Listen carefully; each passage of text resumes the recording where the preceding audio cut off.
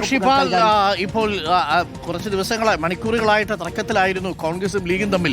ഈ ഫിഷറീസ് ലീഗിന് കൊടുക്കുന്നതിനെ സംബന്ധിച്ച് കോൺഗ്രസിലുണ്ടായിരുന്ന ആശയക്കുഴപ്പം ലത്തീൻ സഭയുടെ കൺസേൺ ആയിരുന്നു. പക്ഷേ അതിനെ മറികടന്ന് ഫിഷറീസ് മുസ്ലിം ലീഗിന് തന്നെ കൊടുക്കാൻ തീരുമാനിച്ചത് ഉന്നത വിദ്യാഭ്യാസം അല്ലെങ്കിൽ മുസ്ലിം ലീഗിന്റെ കൈവശം വെക്കേണ്ടി വരും. അത് മറ്റ് ക്രൈസ്തവ സംഘടനകളുടെ എതിർപ്പിന് കാരണമാവുകയും ചെയ്യും. ഇത് മനസ്സിലാക്കിയാണോ ഇപ്പോൾ ലത്തീൻ സഭ എതിർത്തിട്ടും ഫിഷറീസ് കളമശ്ശേരി MLAക്ക് മുസ്ലിം ലീഗിന് വിട്ടുകൊടുക്കാൻ തീരുമാനിച്ചിരിക്കുന്നത്?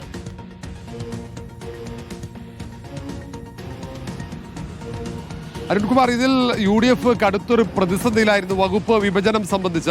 കാരണം ഉന്നത വിദ്യാഭ്യാസ വകുപ്പ് ഏറ്റെടുക്കണമെന്ന് ക്രൈസ്തവ സഭകൾ ഒന്നാകെ പറഞ്ഞു. അവർ വിദ്യാഭ്യാസ വകുപ്പ് തന്നെ കോൺഗ്രസ് ഏറ്റെടുക്കണമെന്ന നിലപാടിലായിരുന്നു. അതേസമയം അത് പൂർണ്ണമായും പ്രാവർത്തികമാകാത്ത സാഹചര്യത്തിലാണ് ഉന്നത വിദ്യാഭ്യാസ വകുപ്പെങ്കിലും ഏറ്റെടുക്കണമെന്ന നിലപാടിലേക്ക് എത്തിയത്.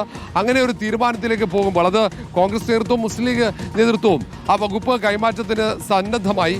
പക്ഷേ പകരം കൈമാറേണ്ട വകുപ്പ് സംബന്ധിച്ച മുസ്ലിം ലീഗ് അത് ഫിഷറീസ് വകുപ്പും ഗ്രാമവികസന വകുപ്പും വേണമെന്ന കടുത്ത നിലപാട് സ്വീകരിച്ചു.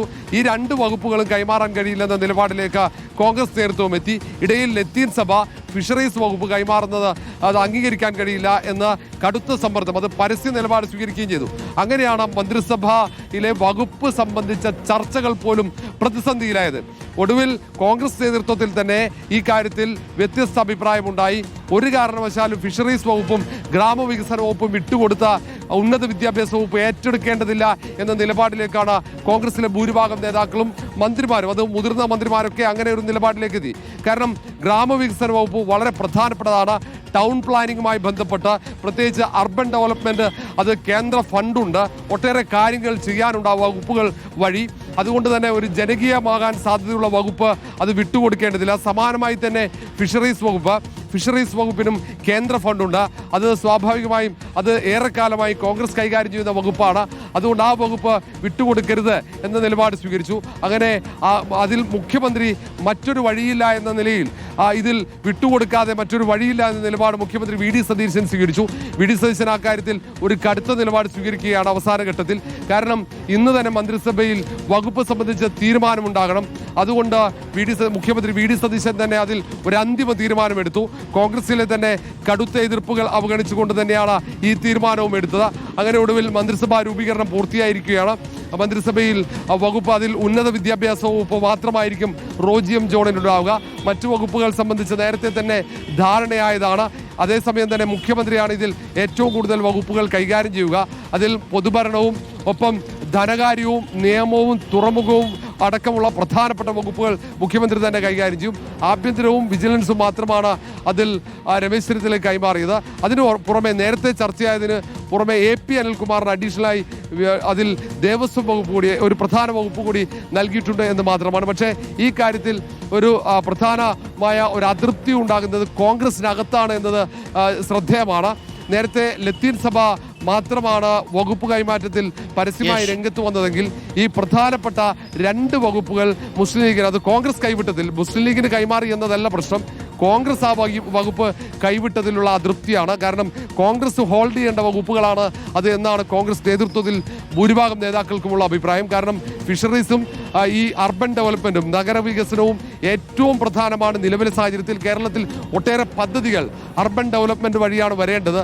അത് കേരളത്തിലെ റെയിൽപാതയടക്കം പുതിയ മെട്രോ റെയിൽപാതയടക്കം വരേണ്ടത് അർബൻ ഡെവലപ്മെന്റ് വഴിയാണ്. പുതിയ പദ്ധതിയുണ്ട്, കേന്ദ്ര പദ്ധതി, അത് കൊണ്ടുവരേണ്ടത് ഈ അർബൻ ഡെവലപ്മെന്റ് വഴിയാണ്. അങ്ങനെ ഒട്ടേറെ കാര്യങ്ങളുണ്ട്. അതൊക്കെ ഉയർത്തിക്കാണിച്ചെങ്കിലും അവസാന ഘട്ടത്തിൽ ഇതൊരു പ്രതിസന്ധിയായി ചർച്ചകൾ വഴിമുട്ടിയതോടെ മുഖ്യമന്ത്രി VD സതീശൻ അതിൽ ഒരു നിലപാടെടുത്തു. ഈ രണ്ട് വകുപ്പുകളും മുസ്ലിം ലീഗിന് തന്നെ കൊടുത്തേക്കാം, ഉന്നത വിദ്യാഭ്യാസ വകുപ്പ് കോൺഗ്രസ് ഏറ്റെടുക്കാം. അങ്ങനെ തീരുമാനമായിരിക്കുകയാണ് മന്ത്രിസഭ. Arunkumar. Okay, thank you Roshipal.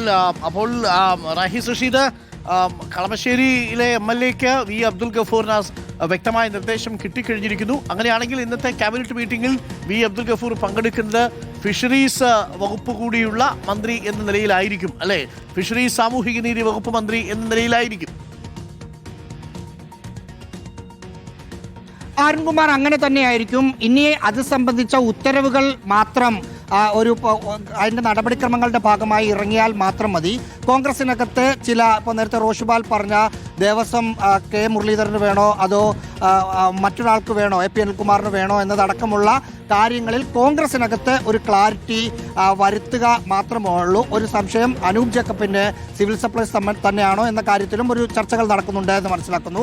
അതുകൂടി കഴിഞ്ഞാൽ ഇത് സംബന്ധിച്ച ഉത്തരവ് ഇന്ന് പുറത്തിറങ്ങും. ഇന്നലെ ലോക്ക്ഡൌണിൽ ഗവർണർ ഇല്ലായിരുന്നു, അതുകൊണ്ടാണ് ഉത്തരവ് പുറത്തിറങ്ങാൻ വൈകുന്നത് എന്നതാണ് മുഖ്യമന്ത്രിയുടെ ഓഫീസ് അനൗദ്യോഗികമായി സംസാരിക്കുമ്പോൾ പറയുന്നത്. എന്തായാലും ആ കാര്യത്തിലെല്ലാം ഒരു തീരുമാനം ഇന്നാകും. ക്യാബിനറ്റിന് ശേഷം തന്നെ ഉത്തരവ് പുറത്തിറങ്ങും എന്നാണ് മനസ്സിലാക്കുന്നത്. അരുൺകുമാർ പറഞ്ഞതുപോലെ സാമൂഹ്യനീതി ഫിഷറീസ് മന്ത്രിയായിട്ടായിരിക്കും കളമശ്ശേരി MLA ആയ വി അബ്ദുൽ ഗഫൂർ ഇന്നത്തെ മന്ത്രിസഭാ യോഗത്തിൽ പങ്കെടുക്കും. ഓക്കെ, താങ്ക് യു റഹീസ് റഷീദും ഒപ്പം റോഷിപാലുമാണ് വിവരങ്ങൾ നൽകിയത്. Thank you Raheesh, thank you Roshipal. കേരളക്കരയെ വീണ്ടും ആദ്യം ഒരു പൊളിറ്റിക്കൽ ഡിസിഷൻ റിപ്പോർട്ട് അറിയിക്കുന്നു. അങ്ങനെ ഫിഷറീസ് വകുപ്പിനെ ചൊല്ലി കേരളത്തിൽ കോൺഗ്രസിലും മുസ്ലിം ലീഗിലും ഉണ്ടായിരുന്ന തർക്കം പരിഹരിച്ചിരിക്കുന്നു. ഫിഷറീസ് വകുപ്പ് ലത്തീൻ സഭയുടെ എതിർപ്പുകൾക്കിടയിലും മുസ്ലിം ലീഗിനു തന്നെ നൽകാൻ തീരുമാനിച്ചിരിക്കുന്നു എന്നുള്ളതാണ്. ഉന്നത വിദ്യാഭ്യാസ വകുപ്പ് കോൺഗ്രസ് ഏറ്റെടുക്കും. റോജി M. ജോണിനാണ് സാധ്യതയുള്ളത് എന്നാണ് നമ്മൾ മനസ്സിലാക്കുന്നത്. ഉന്നത വിദ്യാഭ്യാസ വകുപ്പ്